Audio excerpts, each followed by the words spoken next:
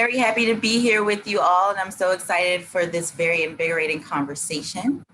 I'm just going to go ahead and jump right into the questions.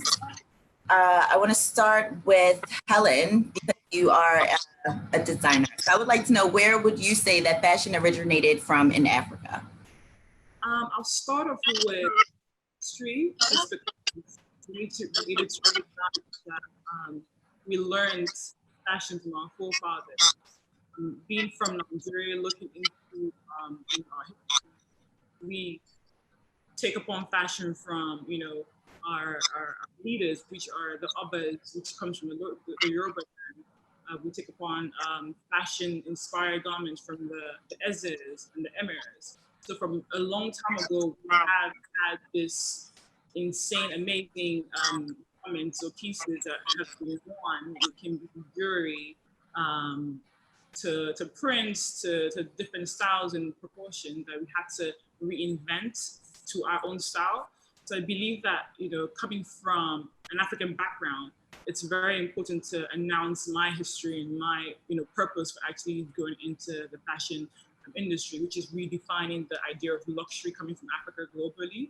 So that's part of what inspires me to be a designer at this point. Wonderful. Okay. And Ms. Uduak, I know that you have 13 years experience working within fashion as well. So I would like to pose the same question to you.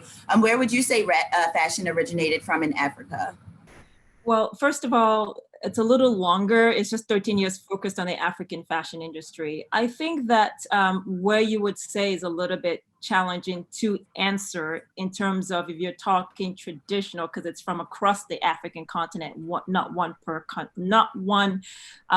country per se. However, if you're talking more contemporary African fashion in a way that the Western industry understands it, then we would have to go to Senegal and the long history of exclusive, amazing fashion with Umusi and what she's done there way before the rest of the continent was doing fashion weeks and really building out a scalability. She was already ahead of the game. So Senegal.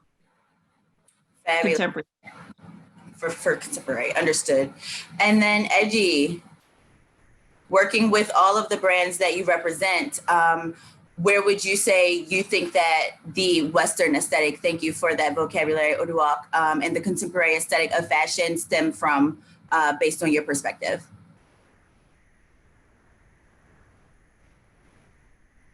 We can't hear you. I couldn't hear you, actually. So. Yes, I was asking the same question based on your experience with your portfolio of designers. From your perspective, where would you say you saw some of the beginning phases of contemporary fashion coming from Africa? Actually, a lot of what I thought was where fashion came from in Africa changed recently. Because if fashion is about beauty, it's about making a cultural statement that is totally undiluted and uninfluenced by a lot of things, because that would be pure originality. Then I would say in Africa, maybe we should look at the Himba community in Namibia, because up to today, they still don't wear traditional, they still don't wear Western clothes, That culture is beautiful. They have shoes, they have everything, and they just look beautiful, unencumbered by the modern architectures of fashion, makeup, dress, all of that. Everything they wear till today is traditional. So I would think that's where I would look for something totally untouched, And if it's untouched till now, then it has to be purely original, So that's where I would look. Okay, and to stay with you, Eji, what makes you a cultural activist? You and I have had many conversations about the fashion industry on the continent and its growth. What makes you a cultural activist? I think it's about belief. It's how deeply I believe in Africa as a source of influence for designers, in what I see out there, in what they mimic and say this is African. And in what we as African designers try to capture as the essences of our culture. So that's where I feel like Africa has so much strength, It's just incredible. I mean, all of us sitting here are influenced by something African to be in fashion, you know? And so the beauty that Africa comes, the beauty that comes happens naturally in Africa. For me, I feel it's so I don't know what the right word would be, but it's almost transcendent in the way that fashion, almost formative in fashion's history. Nice. Helen, I want to pass the question over to you. What makes you a cultural activist? I believe that going through the history of my brand and building a fashion luxury brand here in Nigeria, it's grown my knowledge to be able to accept the culture even more, because I'm so appreciative of the fact that the company has done so much in increasing some certain level of diversity through, for example, Lagos. Lagos is known as the fashion city right now. So I believe that I'm a cultural activist because I'm able to teach people about the next generation to increase their knowledge on how to survive and how to recreate and how to reinvent your brand and how to make sure whatever culture or religious stands you take are very important to you as a creator, because people are watching you, people are observing you. I mean, it took me a while to come out to actually talk on this show and be confident in not just myself or my brand, but the fact that I'm African and I'm a Black woman. So I think that's what makes me a culture activist.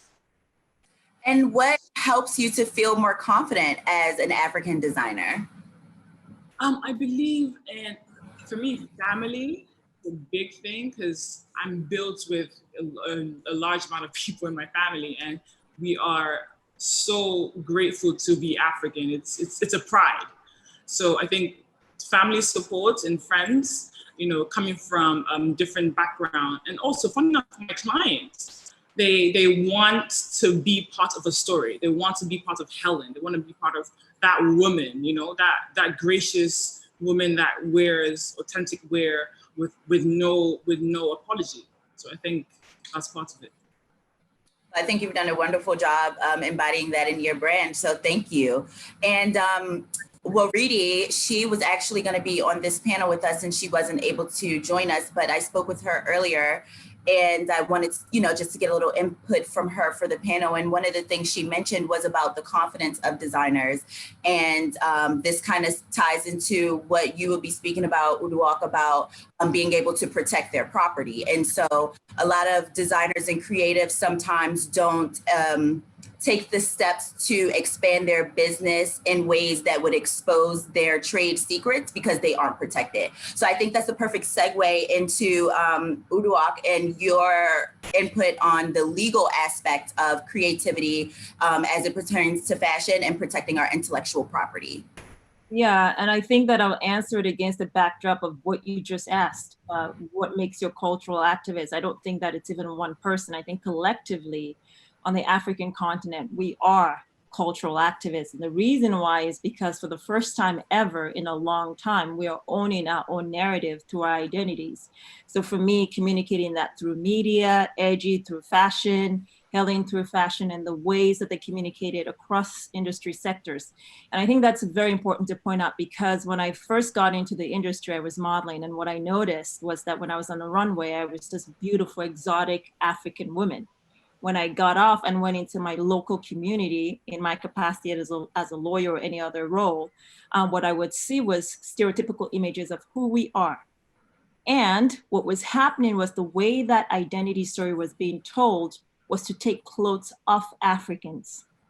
We all wear clothes. We understand the importance of clothing, right? But we were the Kwashoko people, so rotunda, stomach and flat butts. We were the people who were, in the wildlife, no clothing on. And I said, that's ridiculous. We've got to own our narrative. And the way I wanted to do that was to bring us back on the runway. And so what I found on the IP side of things in terms of covering over time the African continent has been, there's a lot of talk about, well, two things. Number one, internally, we've got to work on the IP structure through having a collective discussion with the African diaspora and the African continent. To some degree, internally, we Africans are guilty of what we accuse the West of, which is you're always, giving aid to Africa. Africa can stand on its own. We are always giving aid to our brothers and sisters back home without collaborations and partnerships. And what's happening now is the continent is slowly but surely thriving, but a lot of our African diaspora creatives and fashion designers along that industry spectrum don't have a place to go because access to finance, access to capital, not understanding trademark issues, not understanding copyright related issues. So they're left out. So collectively, number one, we need to work within the framework of business and IP. And IP protection, intellectual property protection on the continent and here starts first with understanding what we have. Let's start with our tradition. Edgy was talking about like our cultural tradition when you asked about where Africa originated. And what we need to be seeing and what we can do as a fashion industry is lobby our governments to begin to pass laws that protect our cultural heritage. I know Helen is going to be talking or did talk prior to about our heritage in terms of fabrics. We know that the kente clothing comes from Ghana. We know Nigeria has adire. We know South Africa has shwe. And there was a time where a lot of Western designers were saying African inspired and putting those things on their runway, including a designer who took Ethiopia's cultural clothing and put on his runway. And what Ethiopian government did at the time, this was about 6-7 years ago, is they sued and said, no, you can't do that. So we need our African governments, number one, to be protecting our IP in that sense, right? The second thing is from event production to modeling to design, we are talking about fashion and the beauty of it, but as African creatives, we're not filing the appropriate trademarks. We're not filing the appropriate copyright. So you have event producers, which has happened before, where they have amazing fashion weeks and they're going across the continent and everybody knows their names, but in their main countries, they've not bothered to file a trademark. So somebody else seeing the growth and success of that goes ahead and files before them and even turns around and sues them for their own name that they were the first in the marketplace to do. It's crazy.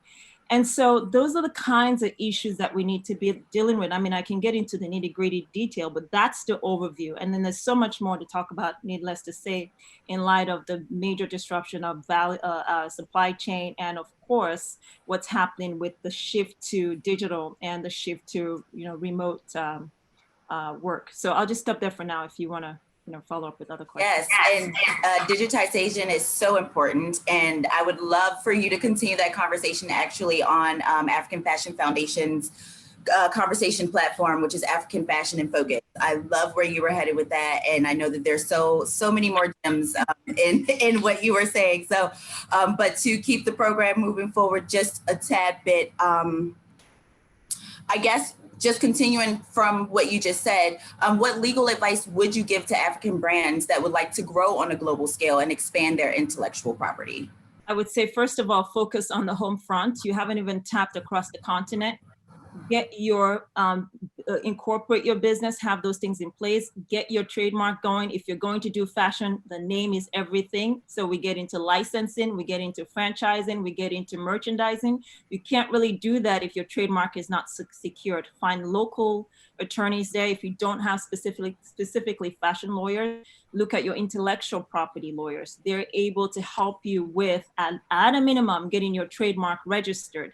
And then, of course, strengthen a little bit of that fashion entity, get your payment system together, operation systems, know your capacity, because you might get global attention. You might come here and go to the magic shows or overseas to all the different shows. But then when the order comes in for 1,000 or 2,000 or 3,000 units of clothing, you can't meet that demand because you didn't think that, broad on that broad scale. So I would start first, handle the incorporation and making sure that shareholders that are interested in coming in and providing equity into your business and financing can do that. Secondly, make sure that you have the IP part in place. And then third, look at the different third parties that are helping you build those businesses.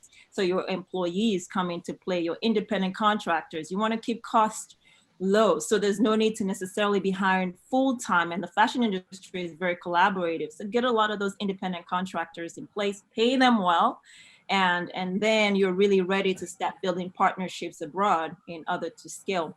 The final thing I would say is look again at your African diaspora. We have Eji here on this panel. Eji and I met through Lady Brill, my magazine platform, when he emailed me some years back. I was stunned to know that there is an African man that actually has a manufacturing company and designs for some of the major brands you can ever imagine. I was like, oh my gosh, and we never hear of that. So there's no need to reinvent the wheel when we have one of our own who's already doing that and doing it for the biggest names. Get in touch with someone like that, build partnerships. So that's what I would say. Exactly. Angie, that was a great segue. And I would love to know if you have anything to add to that, because again, you being a manufacturer, and I know you deal with business models across many different types. If you could just add anything to what Uduak just said. Unmute. Sorry, guys. I think she has covered a lot of it, you know. I think we need to be a bit more collaborative in Africa. I think a lot of our foundation is so much around plaudits, personal plaudits. So it inhibits our ability to collaborate because we want to take glory, you know. But I think that we have so much wealth spread across among us that if we diversified our focuses and thought of how we could work together, we could build all the kinds of infrastructures that we need to grow fashion in Africa. And we have people like Uduak that will help us with the protections that we need. And so me and Helen can just go ahead and make beautiful clothes, knowing that we're protected, you know? And I think one thing that people forget, today the world is talking about sustainability, they're talking about circularity. I think for all of these things, Africa has been doing them long before they became hip and became banner issues, you know? We make our clothes, like it's just the way we make our clothes. It's painstaking, it takes time, it's dexterity, and that's couture, right? That's what they call couture, when you make it painstakingly, you know? So we've been at the forefront of that for so long. And then we make them sustainably. We don't kill fishes with our dyes. I mean, I'm just being simplistic, but we've always been ecological in the way that we made clothes. And then in terms of how we use our clothes, we're secular before secular became a banner issue, became a slogan, you know? We pass on our clothes forever from sibling to sibling. So the world has a lot to learn from Africa, but for that lesson to be taught or to be grasped, we have to, as African designers, create an ecosystem that allows us to be heard, you know? Right now, I feel like our voices are too disparate. We're too far away from each other, and so we're not building up into a force that we can be, that we actually are, because Africa is at the forefront. And then they talk about all this. That's why I was saying that we needed a kind of conscious appropriation, in a sense. I want appropriation to be consensual because, to be honest with you, Africa has such influences that it is always going to be covered. It is always going to be copied. So how can Africa gain from when we're being copied without being asked even? So I would say we allow it so long as it's consensual and conscious. Give us credit for the art that you've used for your work, you know? Tell us the historical influences that made you choose it, you know? Tell us whose art is it that you printed for your collection. Then you make all the money, right, from the collection, but we get the reverence, we get the respect, we get the mention, you know, for that art, you know? So that's where I feel like an Uduak can help us. All of these are very legal issues too, you know? Yeah, for sure. And you mentioned something that I'm very passionate about, which is collaboration. I believe that it is a very important time to move from competition to collaboration. So thank you for highlighting, because even if it's not just African designers or African counterparts collaborating, and we're collaborating with people in other parts of the country, in the world, it's still about being able to share, and we'll be able to create a greater positive impact if we truly begin to share our resources and our intellect in a very respectful way. Okay, so Helen, I want to kick this question off with you, but I want all of you to add a little input. Name 3 points on building an investment-friendly fashion business. I'll start with structure, and I'll tap in a little bit on that. I think being able to, like I just mentioned, building a fashion brand over here, it's opened my mind into different ways of doing business. There's a creative side and there's a business side. I'm a huge creator, and I would say I wasn't so informed about the business sector, and of which I had to hire an advisory board that had come in to make sure that things are being straight in place.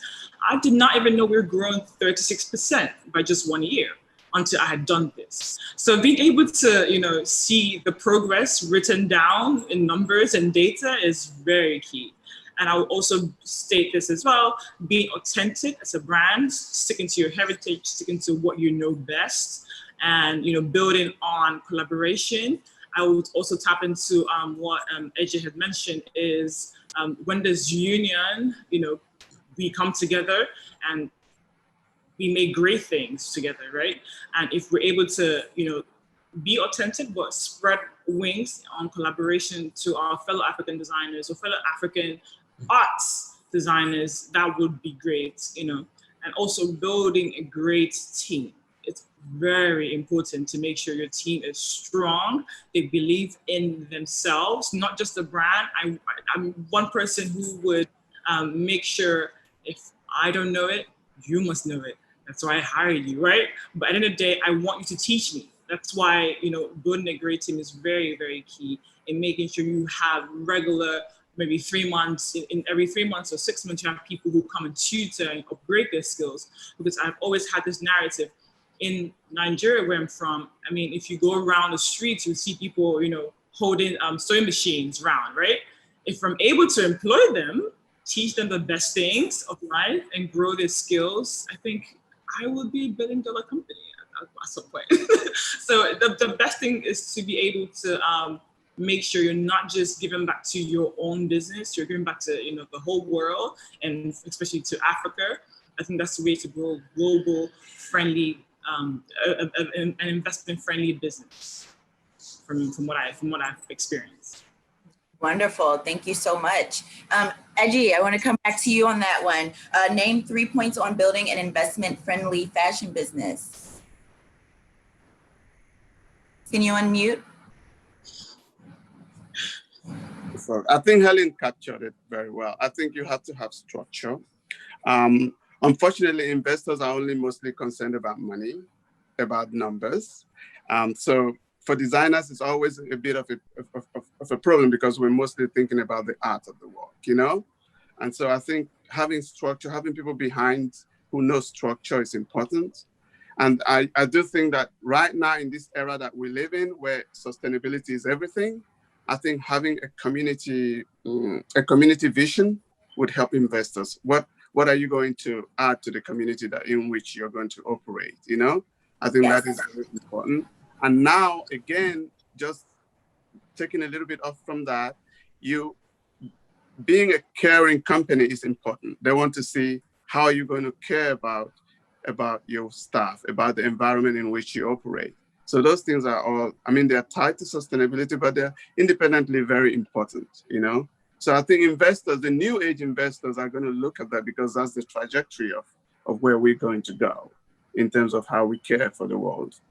Absolutely. So we actually have a question in from the audience. Timito, I hope I said that correctly. And this question is to Helen. In Africa, how do you envision the structure of fashion industries and their workforce to meet and compete with global standards? I believe we need to do better. I think that's where we start from, because I see quite a lot of people, reinventing themselves as designers or creators, which is great. But I believe that if we are able to put forces together, you'll be able to go to the global standards. I believe that, coming from, Nigeria is very, very hard to be able to create a brand that doesn't just tap into, okay, Nigerian or African. We're trying to look at different sector on a global scale. So if we're looking into the States, into the UK, UAE, and South Africa, for example, they all have different weather conditions, all have different policies, all have different style dressing. I feel like to get to that global standard, we need to all come together, not just necessarily in my brand or in one person's brand, but as a unified fashion industry council, to make sure that we support, not just support, but we make sure you're financially, stable enough to grow a business. We can pick about 5 people from a stand to make sure they grow that business into, businesses like what Chanel and the SAP. So being able to see that you have support from not just your family, your friends, you have support from the whole country. It's very important that, first our government is able to acknowledge that, yes, we have someone of this sort spreading wings and, making sure we are known as African designers on a global standard. So being able to change the narrative of, okay, like AJ had mentioned, we only want to grow by ourselves and that's what we want to do. It's making sure that we come, together and unified to make sure that it's expanded. Absolutely. And Uduak, I would love for you to add on to that. And you also mentioned intercontinental business as well. So if you could just kind of add on to that question, and that kind of also ties into the 3 points on building an investment-friendly fashion business, I would love to know your perspective. No problem. I think, first of all, kudos to what the continent veterans already doing.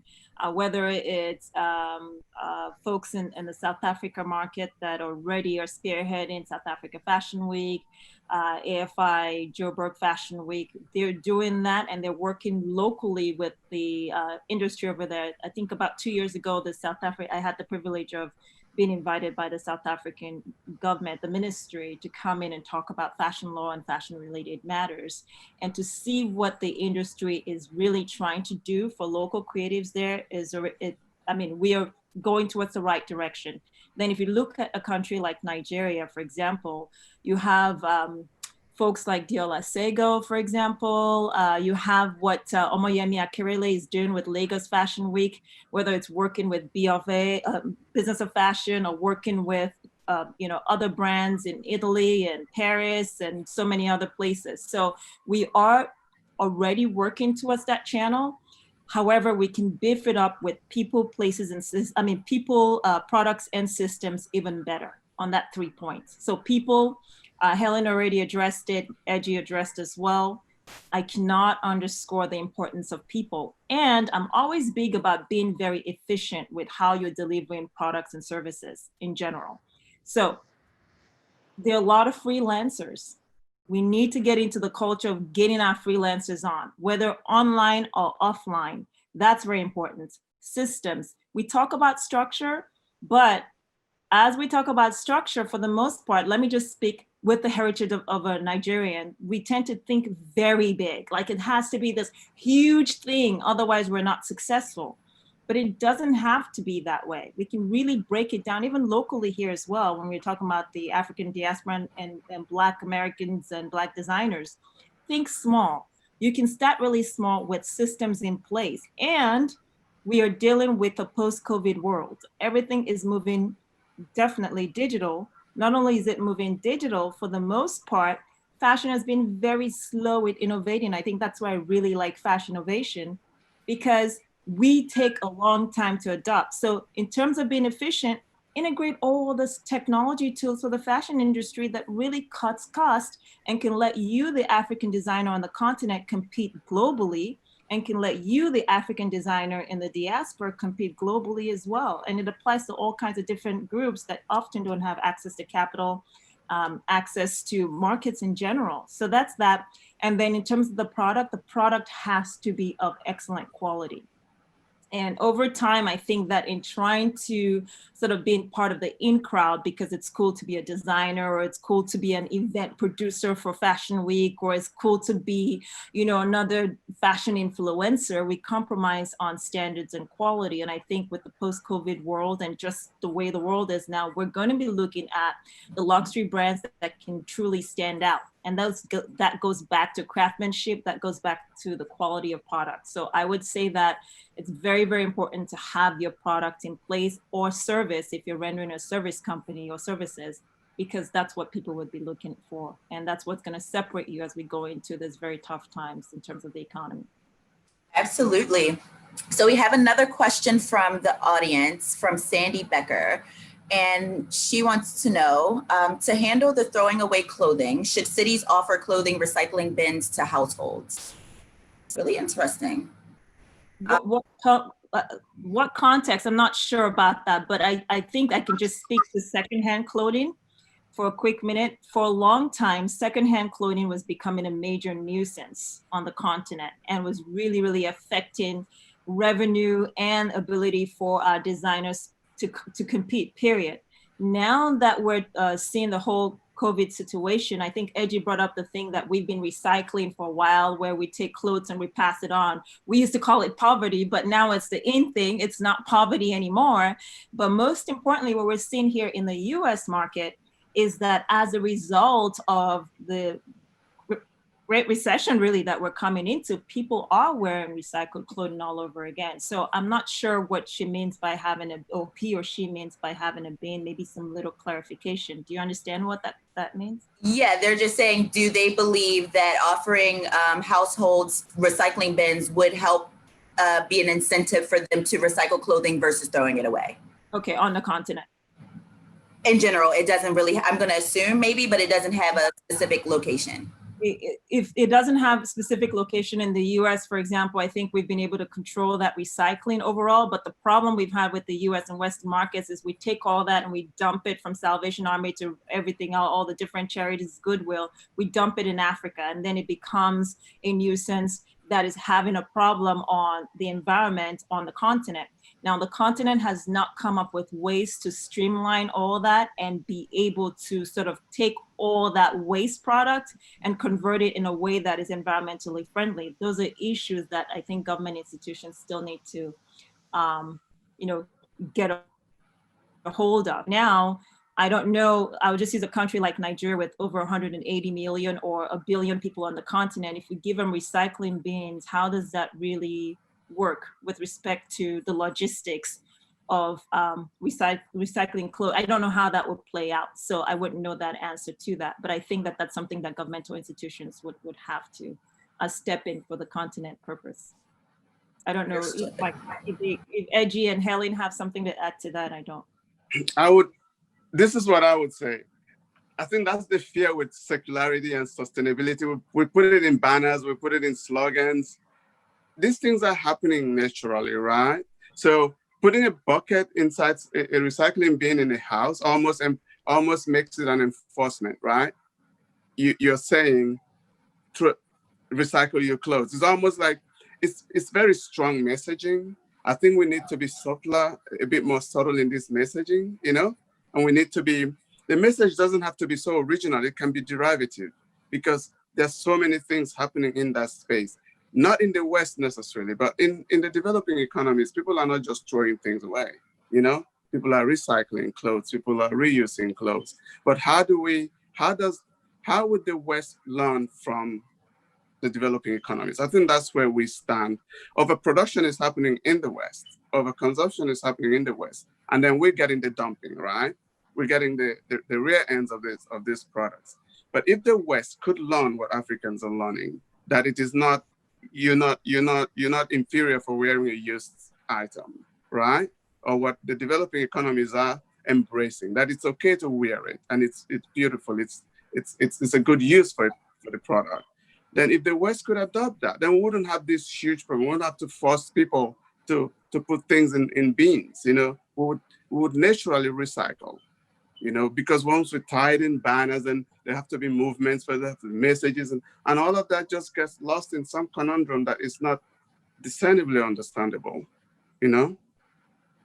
Got it. Something just came, oh, sorry, one quick thing. Something just came to mind. A client of mine that I've worked with and a good friend, Stephanie Linus, just launched she's a well-known Nollywood actor. Edgy, can you mute, please? I keep doing that. She just launched a major campaign on recycling on the continent. She said we were just talking not too long ago, and she said she just finally got fed up. Like, look, we can't continue to have the kind of environment we have where, I don't know about Edge's experience, but I grew up in Lagos, and you're walking and it's just complete, whether it's clothing or household items or all kinds of crazy things all over the ground. And of course, when you spend time in the US, I remember visiting some years back, and I bought an orange of a street hawker and finished my orange and held onto it for hours. And everybody kept saying, no, just dump it on the ground. It's a dumping ground. I said, no, I need, either a trash can or a recycling bin. They're like, look at this one. She's too American. So I think, I know she's just launched that campaign. So and part of that campaign is teaching us how to rethink and retrain our minds on recycling and having that recycle bin for the person who asked the question. But my concern is going back to Edge's point on enforcement and also the end product on the continent. We don't really have a way, like if you look at recycling programs, even here, where are we recycling it to ultimately? We gather all those bottles, but then ultimately we take it and we cause more damage in a different community. So I don't know how that will play out, but it's a definite issue that we need to be working on. And I'm happy to see someone like Stephanie already taking that on through her NGO for purposes of trying to make the environment on the continent much better. Fabulous. So we have about 5 more minutes left. I'd like to give all of you an opportunity just to give a closing idea to the audience, and any more questions that may come in. I may interject, but please, we'll start with Helen, go back to Edgy, and then Mr. Uduak, you can finish us off. I'm not a motivational speaker, but I'm going to speak a little bit of, how this has been for me ever since we are moved to Nigeria. I think it's very important to realize that you are great. You are the best person you can be. You must not be the fashion designer. You can be a fashion business person. You can be a fashion stylist. You can be anything you want to be. Now, having this conversation doesn't mean you must go into fashion design or being African design. It means I need your collaboration. I need to be able to collaborate with people who have like-minded minds like me, because at the end of the day, I'm young. I love meeting, younger people that, and older people as well, to make sure, I'm able to learn from them, experience from them. I do not know it all. So my advice to someone who wants to, be a designer or be an African reinventing luxury brand designer is to be able to pick your story. Pick your story, stick with your story, believe in your story, grow in your story. It's very important that sometimes you want to quit. Sometimes the world is daring you to quit, but you have to be able to know that I'm going towards a direction, right? Spread around your space, allow people to love your brand, allow people to feel like a family to your brand. With that note, I had to start up, this culture of acknowledging, one of our clients each and every year. We call that the Helen woman. So this is a woman that we look up to, we feel part of, we acknowledge her presence as not just an investor to our brand, as someone who buys our brand, but to someone who, is not just in love with me, but the whole team with what we create. I've come to notice that they want to be part of a story. You want to be part of, a historical elements to the way you design. And what we do is mostly in detail, in-depth embroidery. So we tell a story through the embroidery. We want you to be able to pass this down, to your children, to your children's children, to your great-grandchildren, and to be able to, at one point, auction that out as an art piece. So that's where we look into, creation. So my advice is being able to stick to your true person, being able to stick to your true design skills, to try not to go above and beyond to what you see on social media and trying to be, I'll quote that as, try to be what you're not. It's very important that, people are watching you. People who want to grow into being you or standing in your shoes are really wanting to get influenced by your ways. So it's very important that, you also, if you want to do that, incorporate your business into what's growing in the industry, which are tools, which are technology, efficiency, accountability, transparency in your business, to allow also investors that potentially want to be part of your business in the future. So make sure you are straight up from the beginning. You put things straight up, till the end, till you get to that point that, okay, I want to be able to tap into other markets. I want to grow my business. I want to do collaborations with other brands or companies out there. It's a huge, opportunity for me to be on the screen right now, talking to a lot of people.